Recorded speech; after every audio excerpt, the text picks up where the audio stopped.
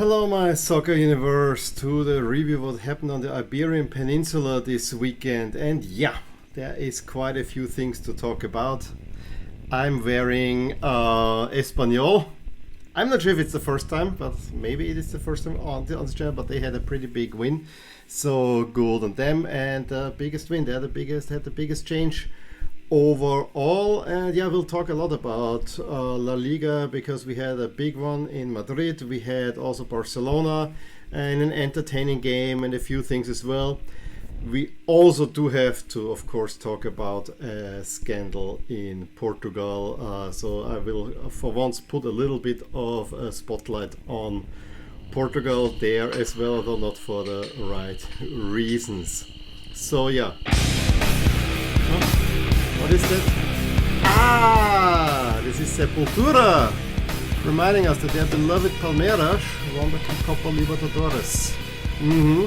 At least I know the Cavalera brothers, but not in Sepultura anymore. They're huge Palmeiras fans, so yeah, little tribute to them in this video as well. Yeah, Palmeiras defended the title that they just won in January in a final against Flamengo, where I saw most of the overtime period. I watched, of course, the Barcelona game before that. And yeah, when I saw the highlights, I mean, Palmeiras took an early lead through Vega, then Flamengo wasted chance after chance after chance after chance until Gabigol got the equalizer in the 72nd. Probably could have won it, then it goes to overtime where Diverson comes on, and more on him a little bit later.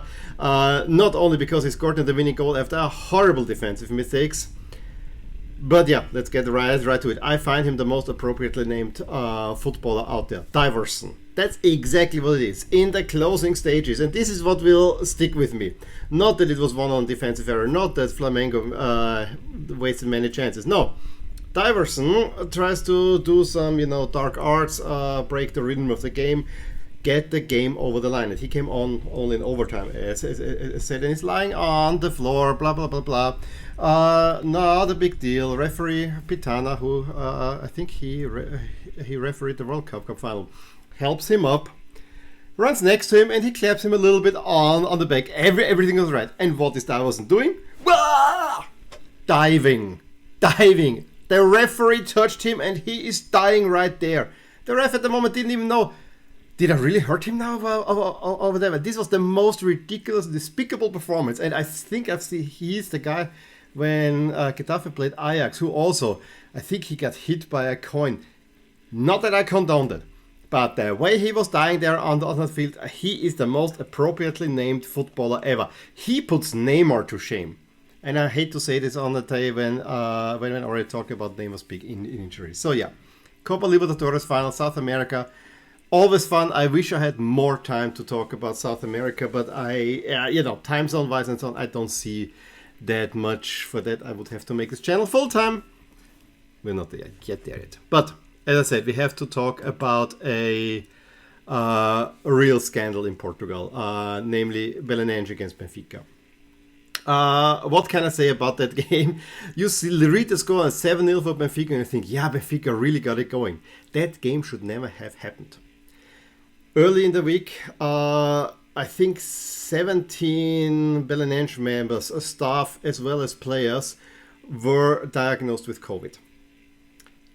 Belenenses had only 9 fit players, and they fielded. No one called the game off, and Belenenses basically said, "Nah, if the health authorities are not calling this game off, and the Football Federation are not calling this game off, we are not calling this game off to draw a little bit of attention to what is happening here." And so they start the game with 9 players, one of which is the reserve goalkeeper. Of course, against the Benfica team, who is also kind of forced to play because, no one is calling that game off. So 9 against 11, Belenenses bottom of the table, Benfica very much in the hunt for the championship, and Benfica is taking them to the sword. In the first minute already an own goal, and Seferovic scores a double. Yes, he can hit the goal. Nunes scores a double. Weigl, Nunes even scores a hat-trick. So it's 7-0 at half-time. 2 players of Belenenses were injured. And then I think it's the reserve goalkeeper who injured himself. So Belenenses down to 6 men in the 48th minute, and the referee had to call the game off, ending it early. That is an absolute scandal. From every regard, it puts shame to Liga Portugal at the moment where all three giants are really doing well in Europe. We might have three Portuguese teams in the round of 16 of the Champions League, which is unheard of. Liga Portugal is more or less establishing themselves ahead of Ligue 1 at this moment as a force in Europe. And then having something like this, absolutely crazy. And now to top it all off, not only are those players corona positive, also to the new Omicron variant. Yes, exactly. It is an absolute mess and puts a big shade on Liga Portugal. So yeah, this is such a big story that I felt I needed to mention it. Sporting and Porto won their respective games. Porto against Guimarães, of course. It's kind of a local derby.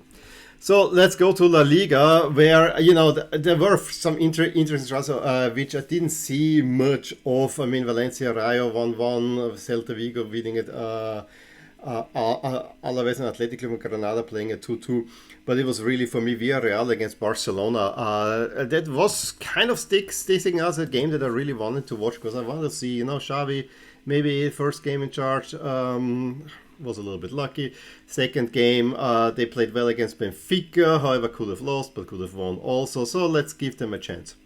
Barcelona overall, I think for about, I want to say 75 minutes. I mean, it was a frantic start to the game. Up and down chances left and right. I mean, especially the first 10 to 2 minutes, it seemed like a chance every 2 minutes or something like that. But then Barcelona could control the game. However, it also has to be said that in this early phase, there was a huge defensive error, and I think it was the Danjuma who runs onto goal and takes a shot, and Gerard Piqué in the last stage ever falls down and clearly with the hand stops the ball. This was not reviewed. This was for me a stonewall penalty, and they didn't even review that one. So I'm wondering why is there a VAR there? Because that could have changed the complexion of the game. A game, as I said, the Barcelona took more and more under control, but where also Memphis Depay had one of those misses where you wonder, if you're a star, you're really not in form. Early in the second half, Frankie de Jong gives them the lead, where also it was offside, non-offside, it was not offside. And then I really thought that Barcelona will see this out. But then Chukwueze came on and storms through and scores the equalizer. At that moment, the momentum completely shifted to Villarreal's way. Villarreal, honestly, the only thing that Villarreal at this moment cannot do is convert. They're missing Gerard Moreno so badly. By the way, I think it was there was not only the penalty. I think you could make even our argument in the first minute that Dani Parejo should have been sent off for a rather rough tackle on Sergio Busquets. Also gotta mention that. So the ref was not having had a good day. It was at least a dark yellow. He didn't get anything. But if you look at the replay, that could have broken a leg. And then out of nowhere, Memphis, I think it was a kickoff from Ter Stegen. And suddenly the ball is at Depay's feet, who with a few dummies gets it into net, and Barcelona wins it. They even get a penalty through Coutinho and run away 3-1 winners. As I said, overall probably deserved, but there were many missed tones there as well in the end. I think they could have also lost this one, so it was a ton. And also, Villarreal plays, this is now a jersey matter, Villarreal plays in yellow. Why cannot Barcelona play in their first kit? Why do they have to play in their light purple kit that is not so great of a contrast than their regular home kit? Just wanted to have said that. Made a little bit of hard watch. Betis come back from halftime. They have to win against Levante 3-1. Levante still have not won. Espanyol, Real Sociedad, I wish I would have seen more of that game, but I was then so frustrated after Lask and Milan that, I had it on, but I just couldn't watch it, so I saw highlights. Must have been really an entertaining game. I think 3 times the woodwork was hit, once by Espanyol and twice by Real Sociedad, especially the second one early in the second half by Januzaj, curling it from the outside, seeing that the goal is not well positioned, and then she's just hitting the crossbar. That was pretty amazing. But yeah, It was an Espanyol who scored the winner through Herrera, where Raul de Tomas takes a shot from a acute angle that is parried away, and then Herrera slots home the the ball.